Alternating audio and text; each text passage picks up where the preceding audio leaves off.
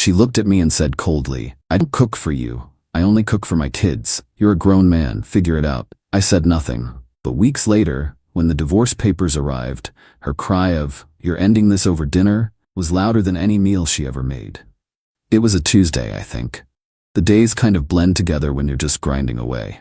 I remember getting home around 7, long day at work, the kind that leaves a buzzing in your bones. All I wanted was a quiet evening at home. The house was mine, bought and paid for years before I met my wife Sarah. When she and her 2 kids, a boy and a girl, moved in after we got married 5 years ago, it became our house. Or so I thought. The smell of roasted chicken was in the air, and for a second my shoulders relaxed. A simple, decent meal. I walked into the kitchen and the scene was pretty standard. Sarah was at the counter scrolling on her phone.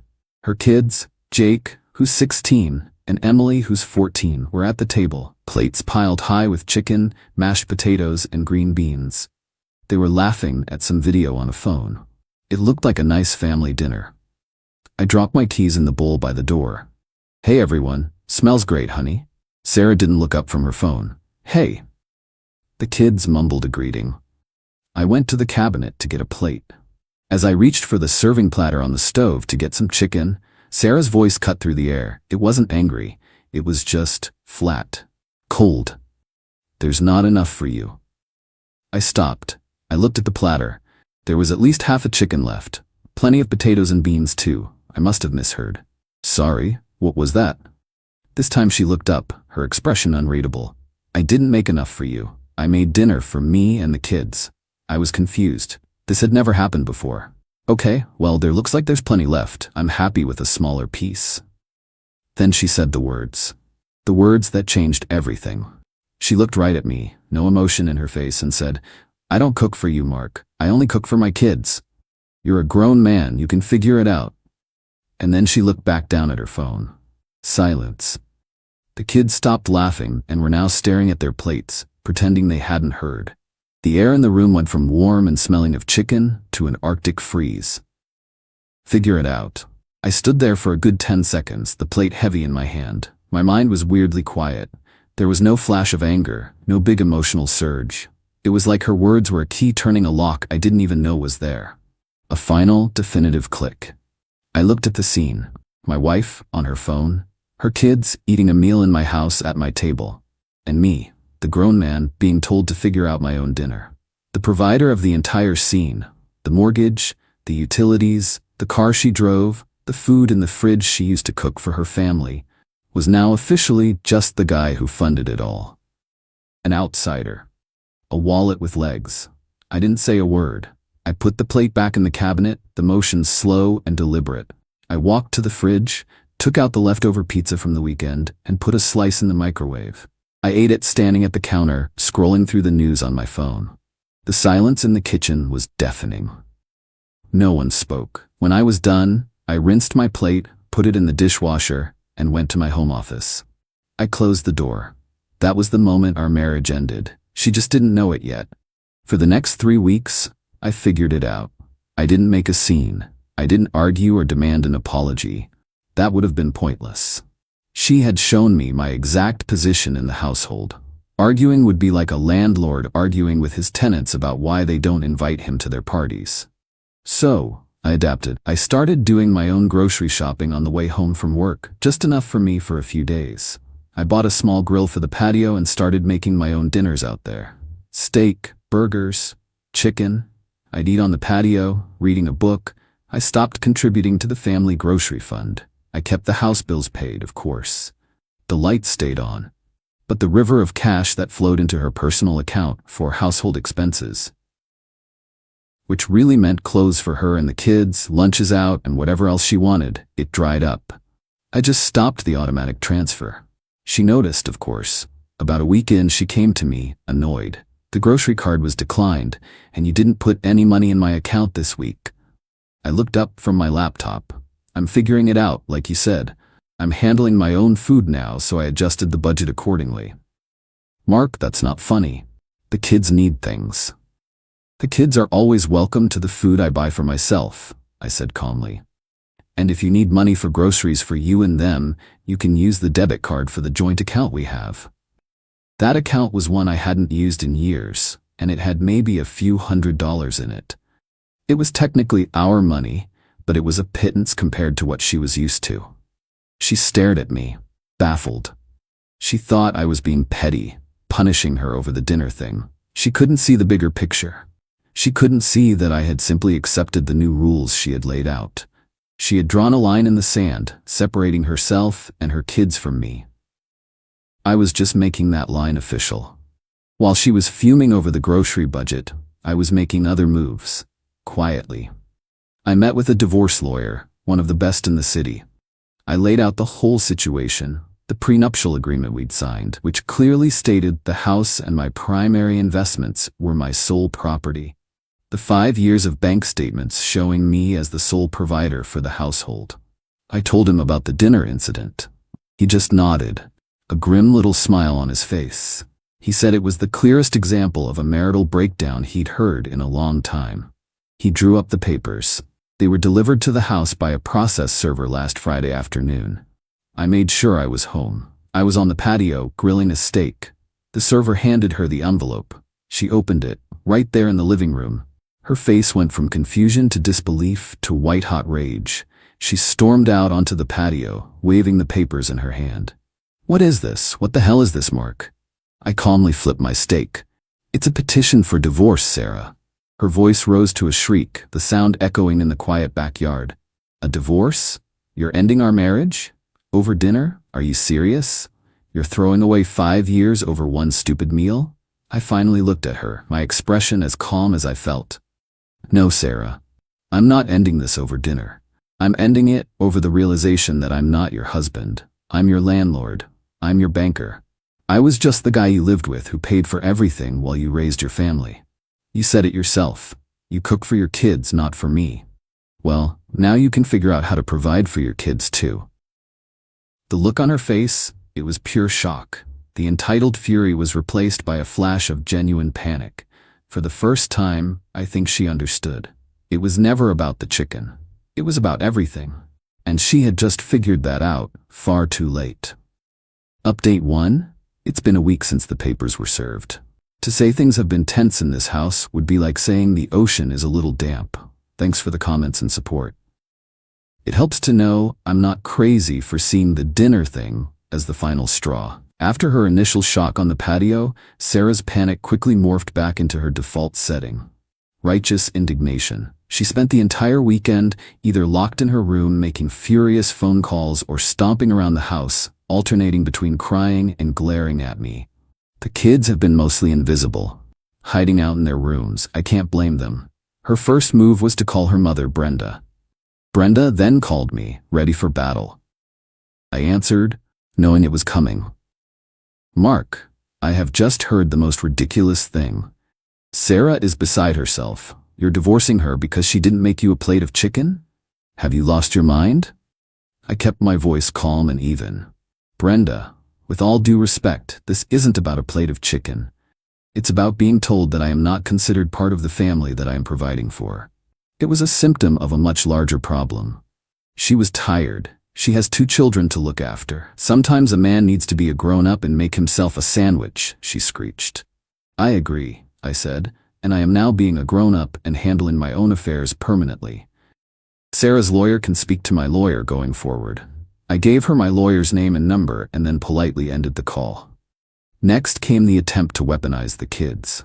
On Monday, Sarah came to me with a new tactic. Her eyes were red, her voice dripping with faux concern. "Mark, we need to think about the children. This is going to be so hard on them. They're going to be uprooted from their home, their school. Is that really fair to them, all because of your pride?" I looked at her. "I have thought about the children, Sarah, and I will ensure they are not left destitute. But this house is my premarital asset, as our prenup clearly states. It is not, and was never going to be, their inheritance from me. Where they live will be up to you and your ability to provide for them, something you seem to have forgotten how to do." The mention of the prenup made her face tighten. I don't think she ever took it seriously. She probably thought it was just a piece of paper that wouldn't hold up. The financial pressure is starting to work as intended. She has hired her own lawyer, a real shark from what I can tell. My lawyer got the first official letter yesterday. The demands are, frankly, insane. She's demanding exclusive use of the marital home, a ridiculous amount in spousal support, and the real kicker, she wants me to pay child support for Jake and Emily. Her lawyer is trying to argue that because I have acted as a father figure for 5 years, I have an implied duty of care. My lawyer just laughed when he read that part. He said it's a classic overreach, designed to scare me into a bigger settlement. We sent back a very simple, very firm response. It reiterated the terms of the prenup. It stated that the house is non-negotiable. It offered a fair, time-limited alimony to help her get back on her feet, but nothing close to what she wants. And it flatly rejected any financial responsibility for children who are not legally mine and whose biological father is, to my knowledge, still alive and well. The most telling event happened 2 days ago. I came home from work, and the house was filled with the smell of my favorite meal, lasagna. Sarah had made a huge pan of it. She greeted me at the door with a smile, the first real one I'd seen in years. "I made dinner," she said softly, "for all of us." I looked at her, then at the table, which was set for 4 for the first time in a month. It was a performance, a desperate, transparent attempt to turn back the clock, to pretend the last month hadn't happened. "Thank you, Sarah," I said, my voice polite but distant. "But I've already made plans." I walked past her, went to my office, and a few minutes later left to go to a local pub for a burger and a beer. I could feel her eyes burning into my back as I walked out the door. She's not sorry. She's scared. She didn't miss me, her husband. She misses my wallet. She misses the security. She misses the easy life where she could have a family unit that I was required to fund but was not allowed to be a part of. The smell of lasagna didn't smell like an apology. It smelled like desperation. And it changes nothing. Update 2. It's been a month now. The atmosphere in the house has gone from tense to surreal. We are essentially 2 separate people living in the same building, communicating only through terse text messages, or, more often, through our lawyers. Sarah's initial legal strategy of demand everything and see what sticks has slammed head-on into the brick wall of our prenuptial agreement. Her lawyer is good, but even a good lawyer can't change the words written on a signed and notarized document. The house is mine. My major investments are mine. Her claim for child support was dismissed in the first preliminary hearing. The judge basically laughed it out of the courtroom, which I'm told left her lawyer fuming and Sarah in tears. Now that the shock and awe campaign has failed, she's moved on to the next phase, a war of attrition and dirty tricks. A couple of weeks ago, I started noticing strange charges on a joint credit card we had kept for emergencies. It had a 0 balance for years. Suddenly, there were charges for a high-end spa day, a new designer handbag, expensive dinners out with her friends. She was trying to run up marital debt, thinking that I would be on the hook for half of it in the divorce. I immediately called the credit card company, froze the account, and reported the card as stolen, since she was no longer authorized to use it for non-emergency purposes, especially post-separation. I sent the statement to my lawyer, who filed a motion to have all debts incurred by her after the date of our separation assigned solely to her. Another loophole closed. Her next move was more personal. She tried to turn the kids against me. I overheard her on the phone with Jake, her son. She was crying, telling him that I was trying to kick them out onto the street, and that I didn't care what happened to them. She was painting me as the villain, the cruel stepfather who was abandoning them in their time of need. To my surprise, it didn't seem to work as well as she'd hoped. Jake is 16. He's not a little kid. I think he's more aware of the situation than she gives him credit for. The next day, he actually knocked on my office door. It was the first time he'd initiated a conversation with me in weeks. "Hey, Mark," he said, looking awkward. "Mom's really upset." "I know, Jake. I'm sorry you and Emily are in the middle of this." He shuffled his feet. "She said you're making us leave. Your mom and I are getting a divorce," I said, keeping my voice neutral. "This is my house. So yes, eventually she and you and Emily will have to move. But I'm not throwing you out on the street. Your mom will be getting a settlement that will help her get a new place." He just nodded. "Okay. It's just, that night, with the dinner thing, we heard what she said. It was messed up. That one sentence was more validating than anything my lawyer could have told me. The kids saw it. They heard it. They knew. The biggest move, however, came last week. My lawyer called me. "Mark, you need to see this. Sarah has filed a motion for an emergency hearing. She's accusing you of emotional abuse and is seeking a restraining order to have you removed from the house." My blood ran cold. This was a new level. The motion was filled with lies and exaggerations. It painted my quiet detachment after the dinner incident as a form of silent treatment and psychological warfare. It claimed my control over the finances was a tool of abuse. She was trying to get me kicked out of my own home. We went to court yesterday. Sarah got on the stand and gave a tearful, Oscar-worthy performance about how intimidated and scared she was of me. It was nauseating. When it was my lawyer's turn, he didn't attack her. He just presented facts. He showed the prenup. He showed the bank statements. Then he brought up the dinner incident. "Mrs. Miller," he said calmly, "could you please recount for the court the conversation you had with your husband on the evening of July 16th regarding the evening meal?" She immediately got defensive. "It was nothing. It was a stupid argument over chicken." "That's not what I asked," my lawyer pressed. "Could you tell the court what you said to him?" She stammered, trying to evade the question. The judge, looking impatient, finally said, "Answer the question, Mrs. Miller." She finally mumbled it, her voice barely a whisper. "I told him I didn't cook for him, only for my kids, and that he should figure it out." My lawyer let the words hang in the air. "You told the man who pays the mortgage on the house you live in, the utilities, the car you drive, and the groceries you buy, that he was not included in your family meal. And now you are claiming that his reaction to that statement, his decision to, as you put it, figure it out for himself, is a form of abuse that makes you fear for your safety." The judge looked at Sarah, then at her lawyer, then back at Sarah. He dismissed her motion on the spot. He called it a transparent and frivolous attempt to manipulate the legal system. He also warned her that if she brought another motion like it, he would consider sanctions against her and her attorney. We walked out of the courthouse, and I felt like I could breathe again. She had thrown her biggest punch, and it hadn't just missed, it had backfired spectacularly. The war isn't over, but I feel like the tide has definitively turned. She's not fighting for a fair settlement anymore. She's fighting against the inevitable consequences of her own actions. Final update. It's been 6 months since I ate that lonely slice of microwave pizza at my kitchen counter. As of last week, the divorce is final. The war of attrition is over. After her disastrous attempt to get a restraining order, Sarah's fight just seemed to fizzle out. Her lawyer, probably realizing he was fighting a losing battle and not wanting to face sanctions from the judge, advised her to accept our settlement offer. It was the same offer we'd made from the beginning. A fair division of the assets accumulated during our 5-year marriage, and 12 months of rehabilitative alimony to help her get back on her feet and find a full-time job. It was more than fair, but it was a world away from the lifetime of comfort she had been demanding.